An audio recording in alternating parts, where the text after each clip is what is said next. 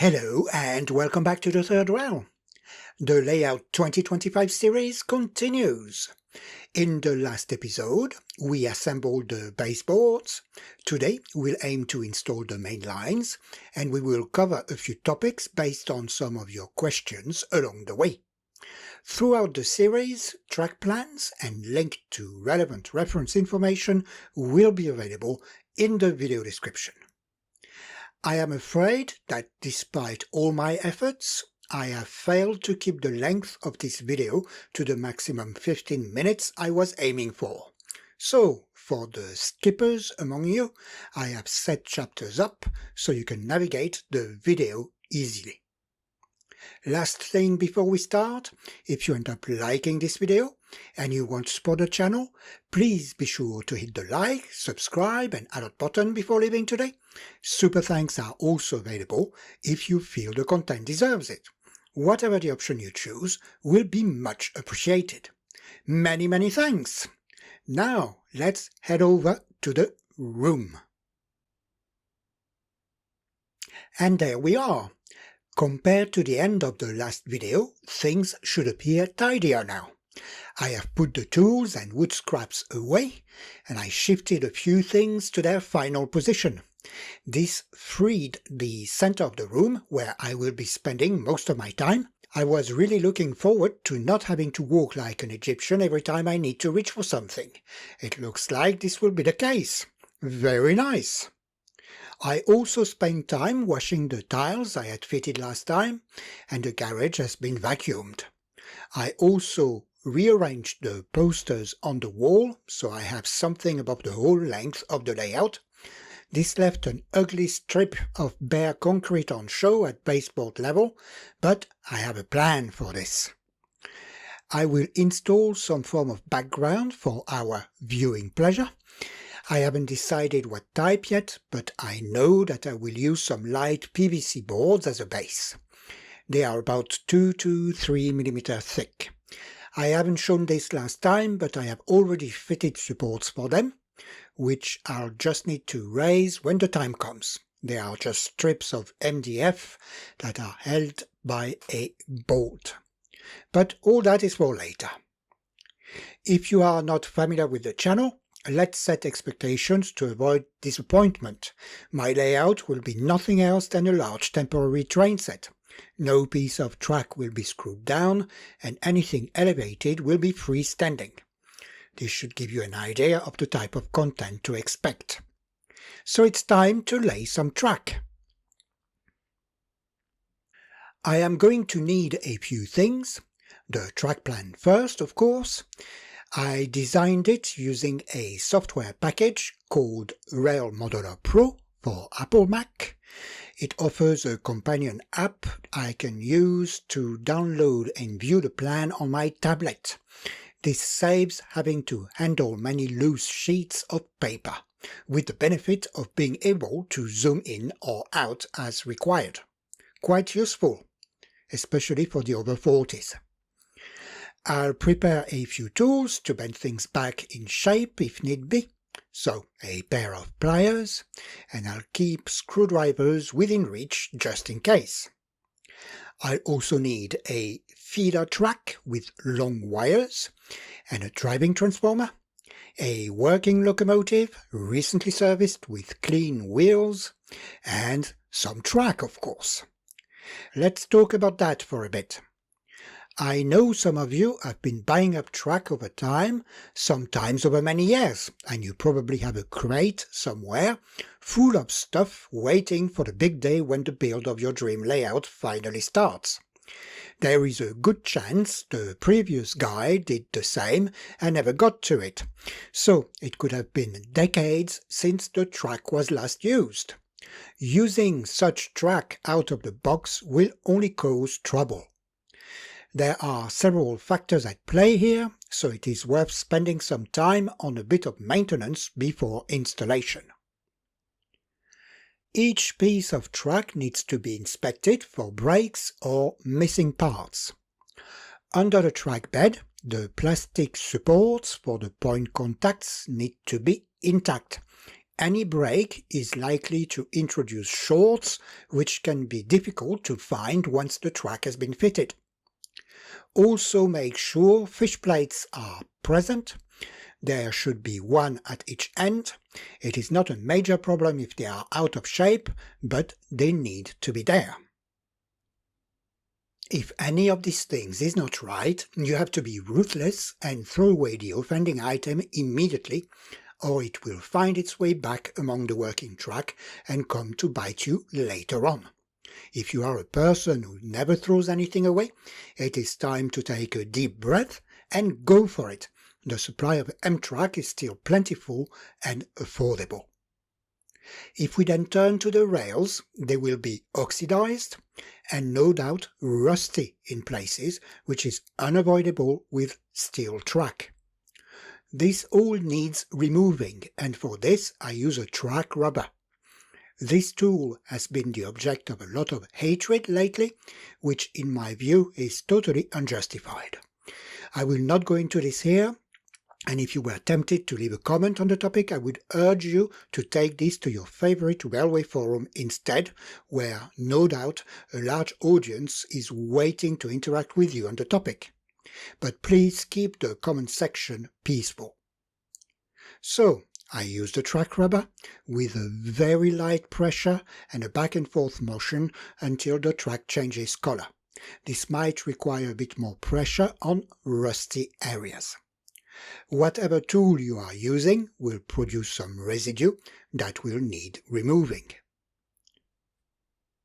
Once all the track is done, it is time to pack it and bring it to a sink for a wash. The track can be dipped in warm, mild, soapy water and scrubbed with a brush, then rinsed and dried. Check you haven't missed rust at the same time. The track needs to be thoroughly dried. You can use some air for this, or leave it in a warm place, or even put it in the oven at 50 degrees for a bit. That's 50 degrees Celsius.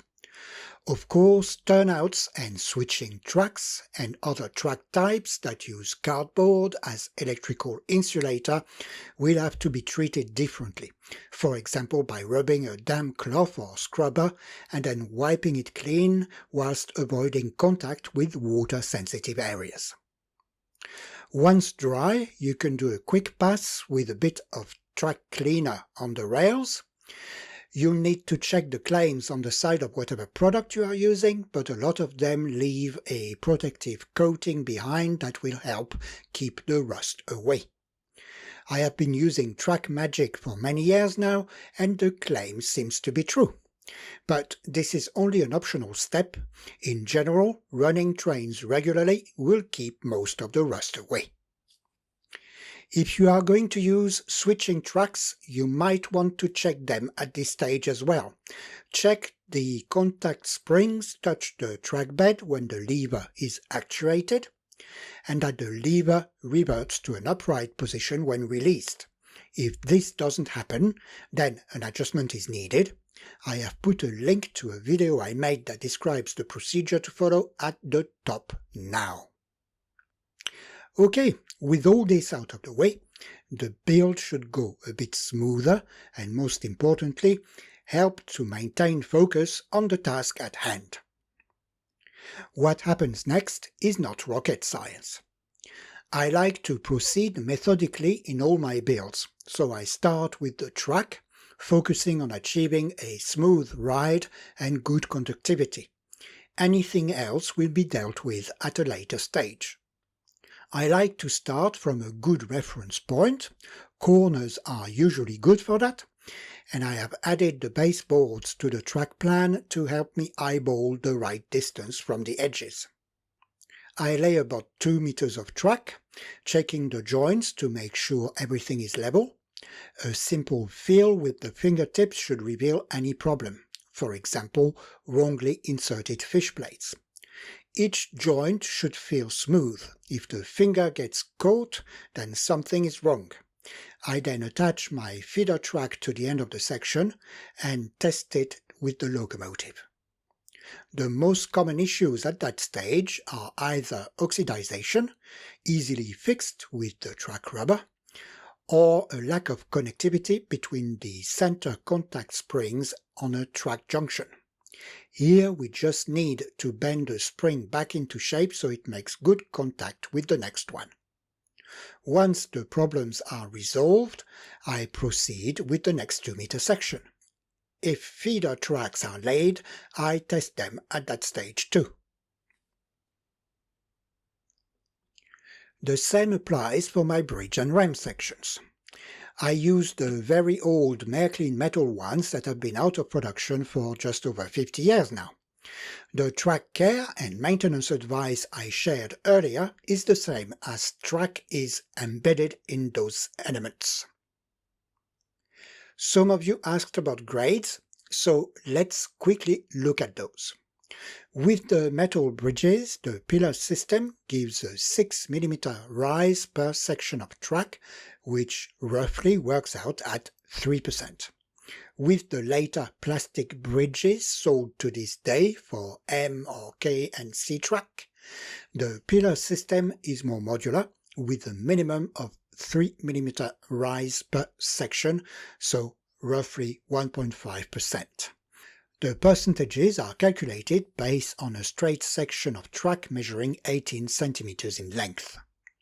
If you need anything else, you'd have to look beyond Märklin or build something yourself. Whatever the system, it is important to set things up so trains can ease onto and out of the rams. This is to avoid derailments or wagons becoming detached from locomotives with hook couplings. This is achieved by progressively increasing the grade over a few sections of track at the beginning of your ram sections. We have a few examples on screen from Märklin's 0700 track planning book.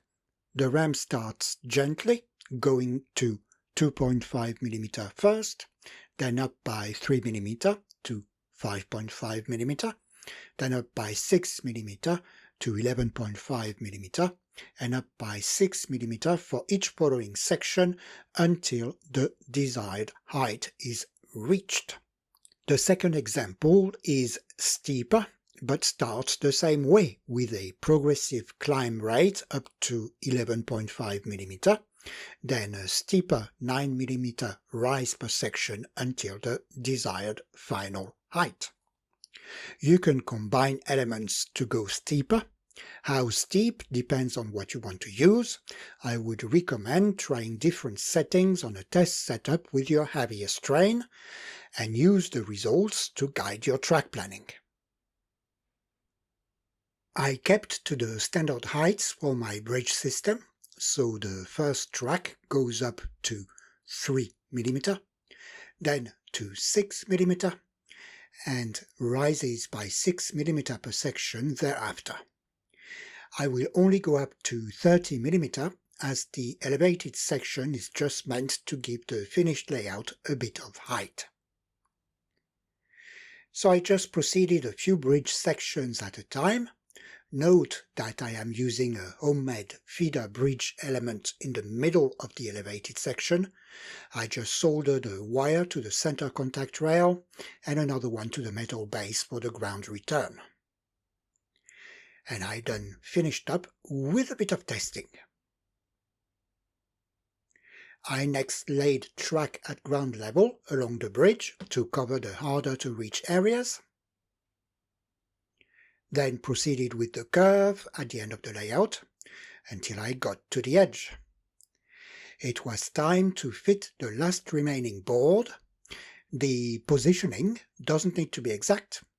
It just needs to support a few sections of track and leave space for a level crossing I intend to install in that area later on.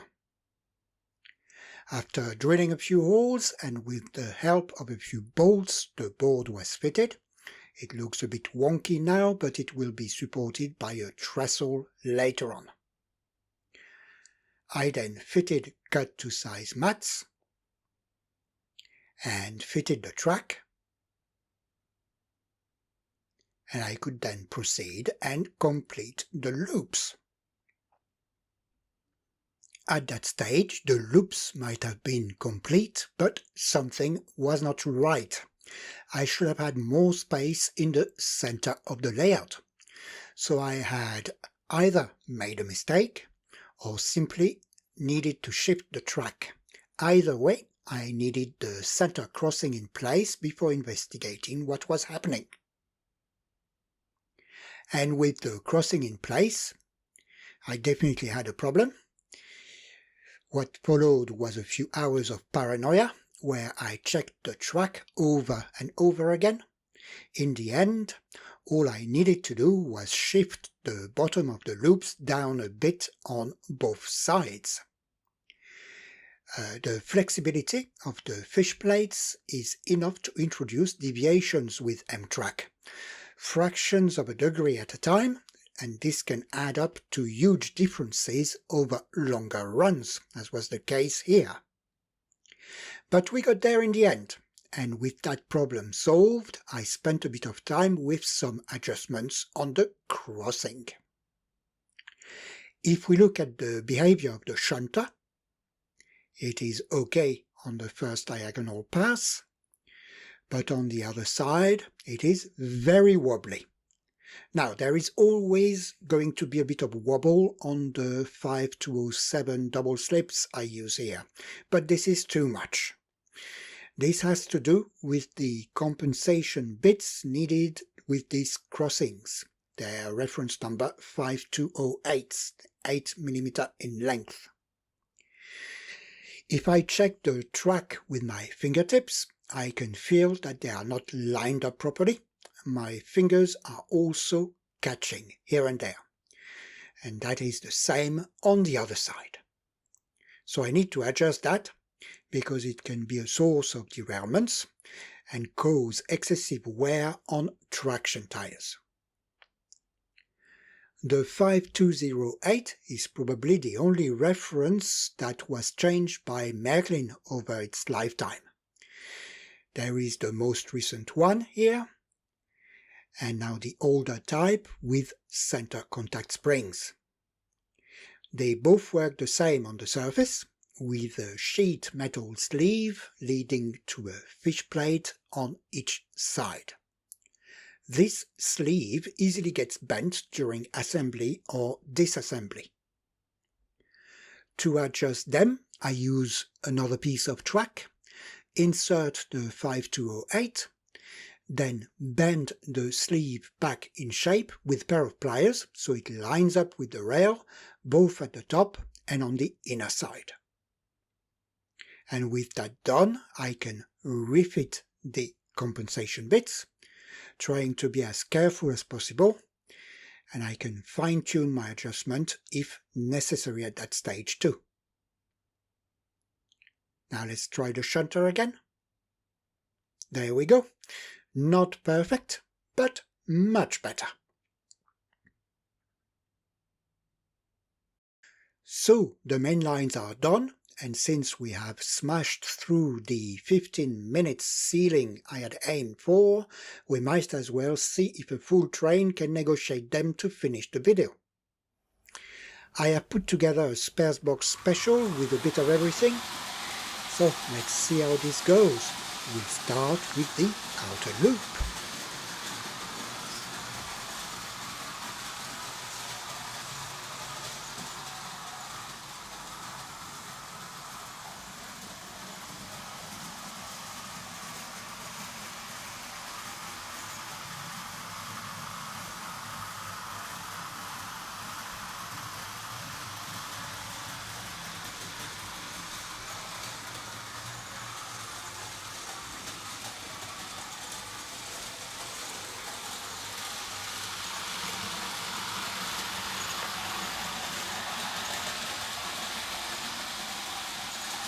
So far, so good.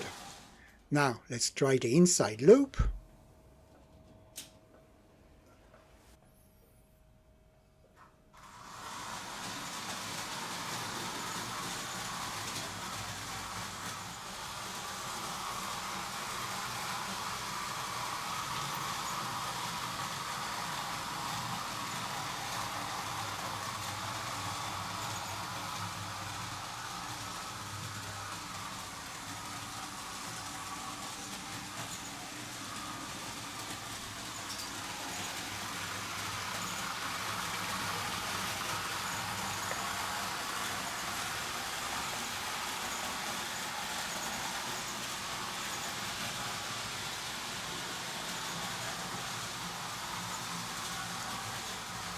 Now let's try one of the reverse loops.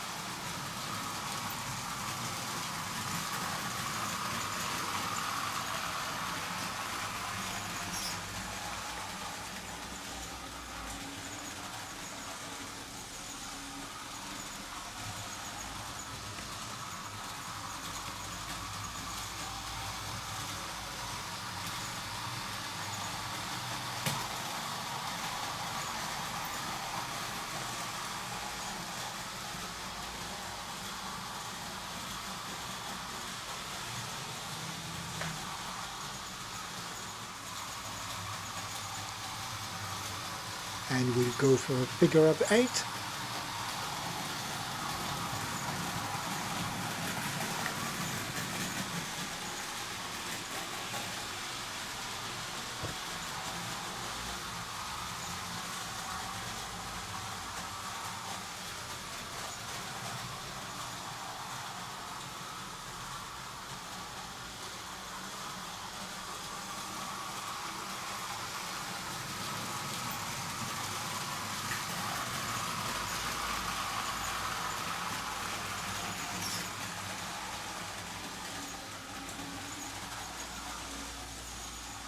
And now let's try a longer route.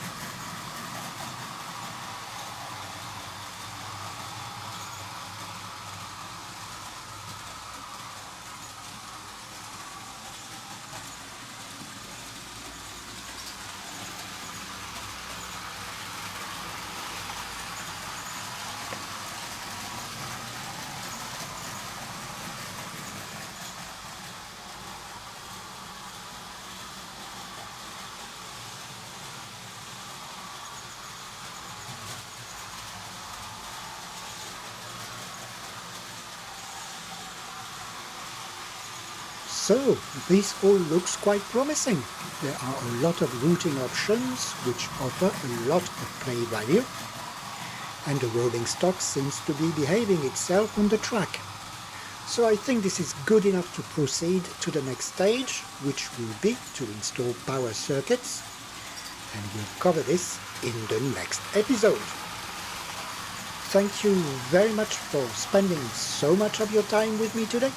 I hope you enjoyed the video, hopefully enough for you to give it a like and maybe subscribe if you haven't already done so, or even send a super thanks my way if you feel the video was worth it. Thanks as ever for your support, and bye for now.